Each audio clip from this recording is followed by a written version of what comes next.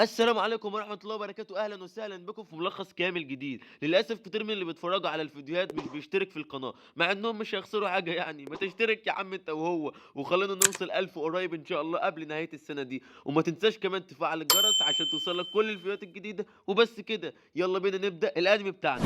بيبدأ الأنمي بتاعنا بحريقة كبيرة موجودة في ساعة القصر، وبيقول بطلنا إن أبوه علمه حاجات كتيرة وإنه كان راجل عظيم، ومن اللحظة دي أنا هبقى زعيم عائلة لوفان. وبيرجع بينا الزمن من تاني يوم لما كان بطلنا في حياته القديمة وهو موظف وعنده 35 سنة، وبيكون شغال وحياته عادية خالص. وفي يوم وهو رايح الشغل بيتصاب بسكتة قلبية وبيقع ويموت وخلاص حياته بتنتهي. بس بيتفاجئ انه صحي من تاني يوم ويكون قدامه سيدة جميلة وبتقول له انت صحيت، بس بيبقى مش عارف مين دي. وبتكمل كلامها معاه انا مندهشة انك ابن الراجل ده بوشك اللطيف ده. وبيبص حواليه وبيبقى فاكرها مستشفى بس قديمة شوية. بس بيتفاجئ ان في كلب حواليه وليه اجنحة، وبتقول له السيدة شكل الكلب بيحبك جدا. وفي وقت ده بتيجي الخادمة وبتقول للسيدة انا حطيت الشاي بتاعك هنا يا سيدتي. وبتقول لها كمان ان ابنها ظريف جدا. وبيبص بيطلع على انعكاسه في الصينية اللي في ايد الخادمة، فبيلاقي نفسه طفل رضيع لسه بينصدم يا عيني. وبنعرف بعد كده ان بطلنا اتولد في العالم ده وانه بقى اسمه ارس لوفن فلينبرج مقاطعة مسيان. وبعد مرور 3 سنوات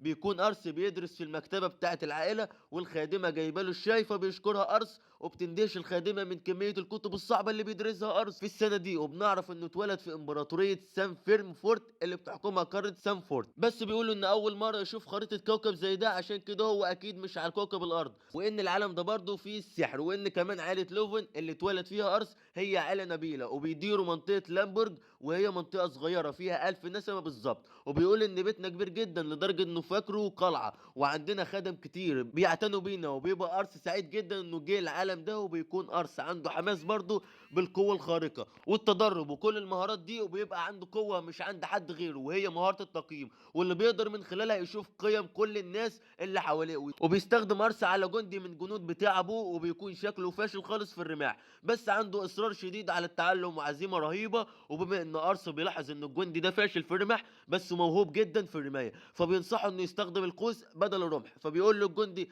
انه عمره ما استخدم القوس، فازاي هيبقى ماهر فيه وهو عمره ما مسكه اصلا. فبيقول له الجنود استخدمه واسمع كلام السيد الشاب. وفعلا بيستخدم الرمح وبيصيب الهدف بدقة كبيرة لدرجة ان الكل بيندهش وبيكونوا مستغربين انه ماهر جدا. وبيقولوا ان ده اكيد مجرد حظ، وبيخليه يجرب تاني وبيجيب تاني، وفعلا بيقدر يصيب الهدف بكل سهولة للمرة التانية. وبيجرب اكتر من مرة وبينجح فيهم كلهم بامتياز كمان. فبيفرح بيه الجنود جدا وبيقولوا له انه لازم يبقى رامي اسهم، وانه كده كده مش بيعرف يستخدم الرمح. فبيبقى الجنود فرحانين جدا بيه، وبيبقى الجندي فرحان جدا وبيقول لهم ايوه انا شكل عندي موهبه فطريه في استخدام القوس. وبيسال جنود ارس بعد كده ازاي انت عرفت ان ميلي عنده الموهبه دي. فبيتوتر ارس وبيقول لهم ده مجرد حدس. فبيضحك الجنود وبيقولوا له ده مذهل فعلا. وبيقول ارس في نفسه انا لو قلت اني بقدر اشوف قيمهم العدديه وقدراتهم فاكيد مش هيصدقوني. وبيروح ارس بعد كده للمنزل ويتناول العشاء مع عائلته، وبيكون سعيد ان الطعام شهي كالعاده. وبيقول لابوه بعد كده انا سمعت كده انك اكتشفت موهبه ميلي في الرمايه. فبيقول له ارس ايوه يا ابي. وبيقول في نفسه هو ده ابي في العالم ده، هو شكله غاضب كده شويه بس بيخوفني بصراحه. وبيقرا ارس تقييم ابوه بيطلع تقييمه مرعب، وبيقول ان ابوه في الاصل رجل مذهل يترقى من كونه فلاح نبيل بسبب مهاراته القتاليه المدهشه. في الوقت ده انا عاوزك تثقل حدسك انك هتبقى السيد الارض بعد كده في يوم من الايام، والقدره المميزه بتاعتك دي هتكون موهبه مهمه جدا للسيد. فبيقول له ارس حاضر، وبيفكر انه هيبقى في يوم سيد الارض.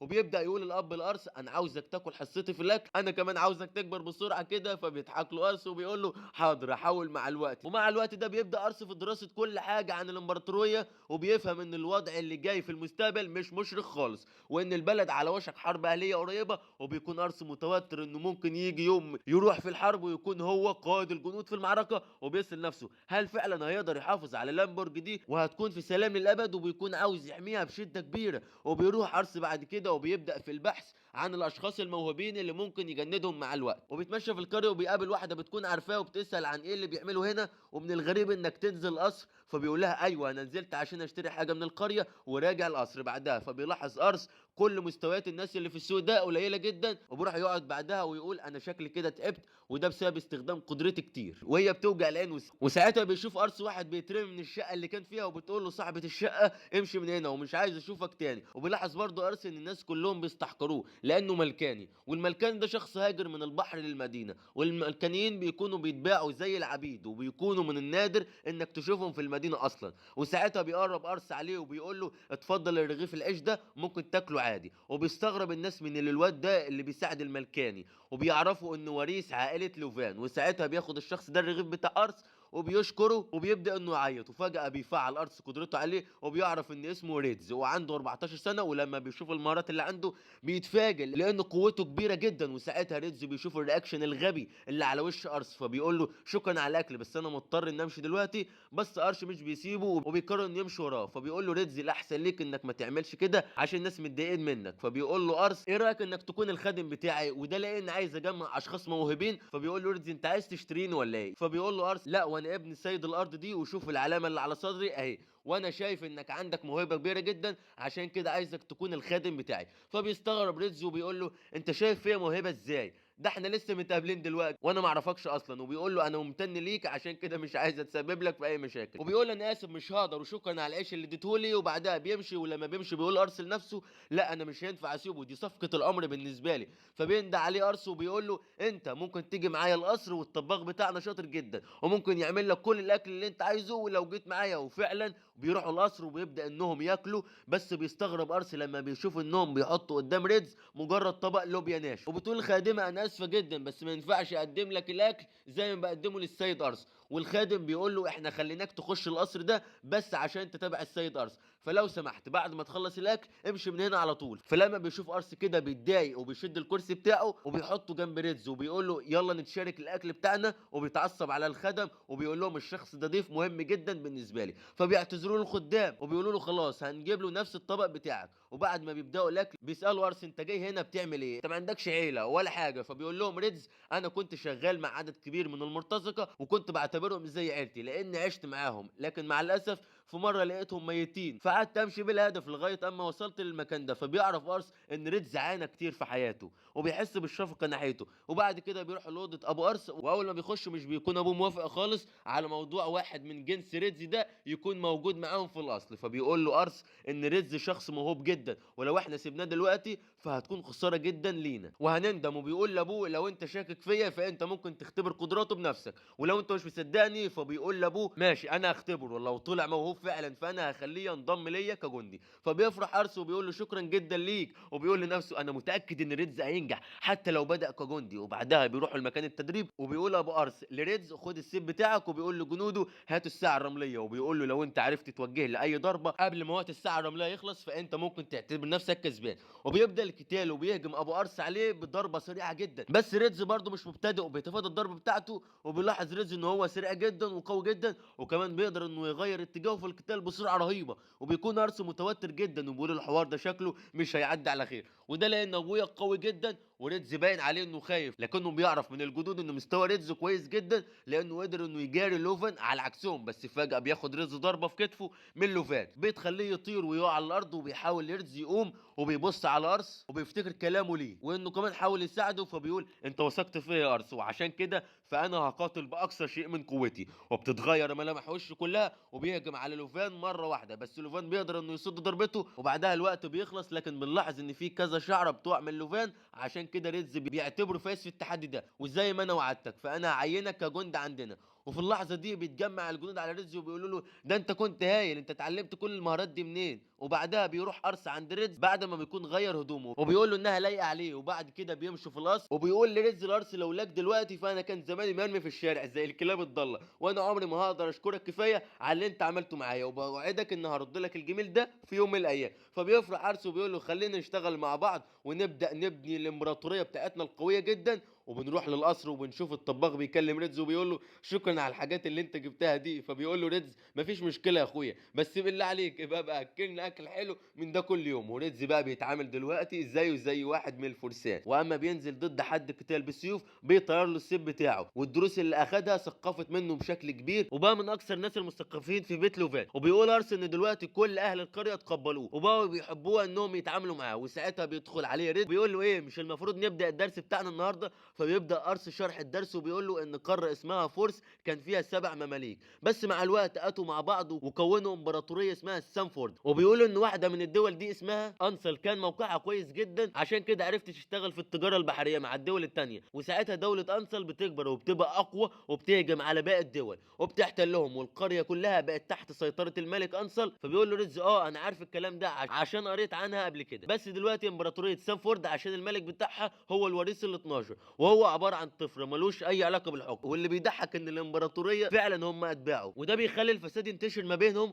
ولما بيكونوا الحكام مش كفء ده بيؤدي لثورات مركزيه في كل مكان، وده اللي خلى حكام المماليك ما يسمعوش الاوامر ويكونوا الحكام الذاتي بتاعهم. وبيقول ارس انا متاكد ان في حرب هتحصل في الموضوع، عشان كده انا لازم اجمع جيش قوي من الموهوبين واللي عندهم قدرات خاصه. وبرايك يا ريدز هي الحرب دي هتبدا من انهي مملكه بالظبط؟ فبيقول له ريدز الحرب هتبدا هنا من مملكه نيسان، وده اللي انا شايفه بصراحه، عشان الحاكم بتاع المملكه راجل كبير في السن وحالته الصحيه صعبه، واحتماله انه يموت بعد كام شهر. والمشكله عنده ابنين، والمفروض الاخ الاكبر هو اللي يحكم، بس الاصغر هو الاحق بالحكم. فلو الملك ما اتخذش قرار من اللي هيحكم ما بينهم قبل ما يموت، فده هيؤدي لحرب ما بينهم عشان يشوفوا مين اللي هيحكم. وحتى لو الملك اختار حد ما بينهم فده برضه هيؤدي لحرب ما بينهم، يعني كده كده في الحالتين هيكون في حرب. فريدز بيقول له انت لو عملت انجاز كبير في الحرب دي فانت كده هتعلي من مكانتك جدا وهتخليك في حته تانيه خالص. فعشان كده احنا لازم نكون اقوى ومستعدين، لان احتمال حدوث حرب احتمال كبير جدا، ولازم نكون مستعدين لده. وما تخافش انا هحميك ساعتها بكل قوتي. فبيقول له ماشي، ويلا بقى نروح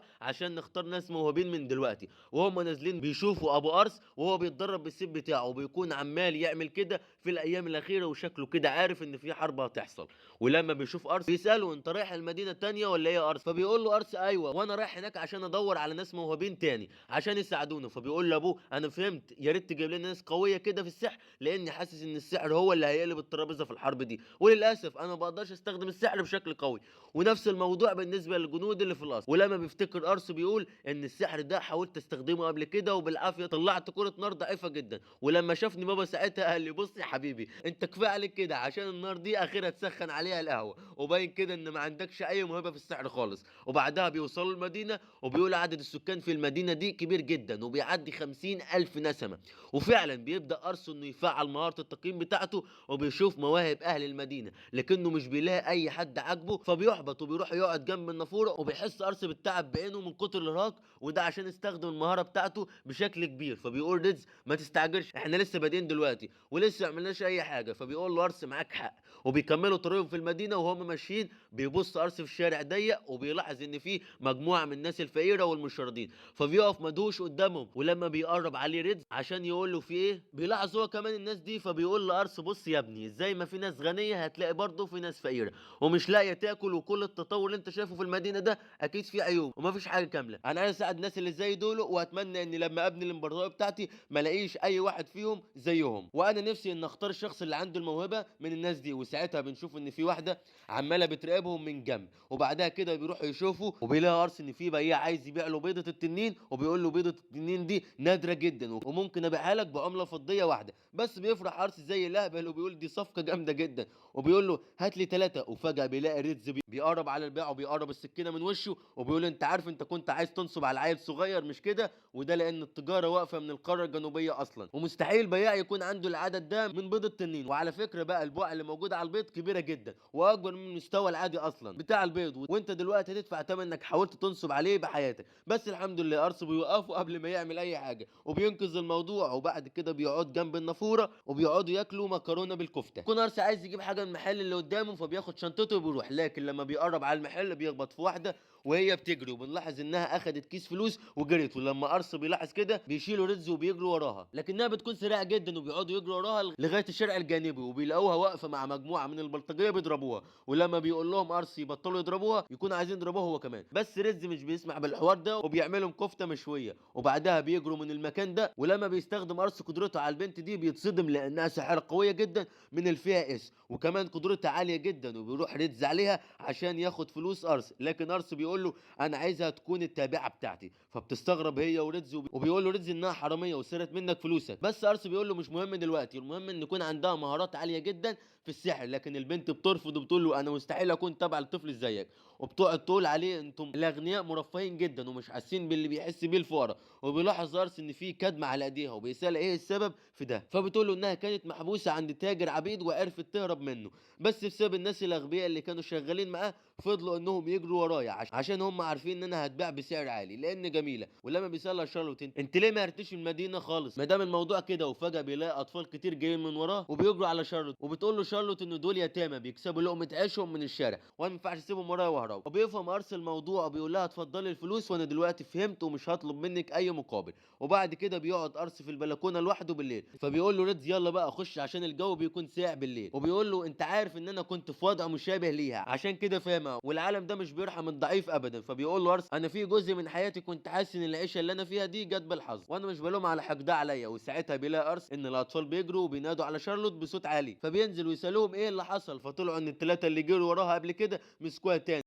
وبنرجع بفلاش باك لماضي شارلوت وهي قاعده في الزقاق، والجو ساعتها بيكون ساقع جدا. وبعد كده بتيجي عربيه واللي بيبان فيها اب وام مع بنتهم الصغيره، وشارلوت بتقول انا اخر مره عيطت فيها لما عرفت ان انا ما عنديش اب وام. وبعد كده بتروح عشان تشحت من الناس اي حاجه عشان تاكل، لكن الناس في المدينه كانوا بيعاملوها زي الزباله بالظبط. وبنشوف ساعتها شارلوت وهي عند تجار العبيد وبيكونوا ماسكينها ومش حلينها ضرب، لكنها مش بتعيط خالص، فبيستغربوا ازاي اخدت كل الضرب ده وما عيطتش. وبيقول لهم تاجر عبيد اضربوها في اي حته ما عدا وشها، وده لانهم لو ضربوها في وشها فتمنها هيقل جدا. وبيكون النبلاء وقتها بيشتروا العبيد اللي زي شارلوت عشان اغراض خبيثه. وبيلاحظ معاها كيس من الفلوس، فبتحاول شارلوت انها تاخد الفلوس وتجري لكنهم بيمسكوها. وبيقول لها التاجر انت ليه عايز تهربي، ده احنا هنبيعك لواحد ياكلك ويشربك كمان وكمان يعيشك عيشه جميله. بس فجاه بنلاقي الباب بيتكسر، وبيكون طبعا اللي عمل كده هو ريدز، وبيحاول المجرمين انهم يهجموا عليه تاني لكنه بيكون صرف معاهم بواجب زياده. وبيروح ارسل لشارلوت عشان يطمن عليها، وشارلوت بتكون مستغربه منه. وتاجر عبيد لما بيركز في لبس ارس بيعرف انه واحد منه بلاء، فبيقول له ارس انه يسيب شارلوت حالا. بس التاجر بيقول له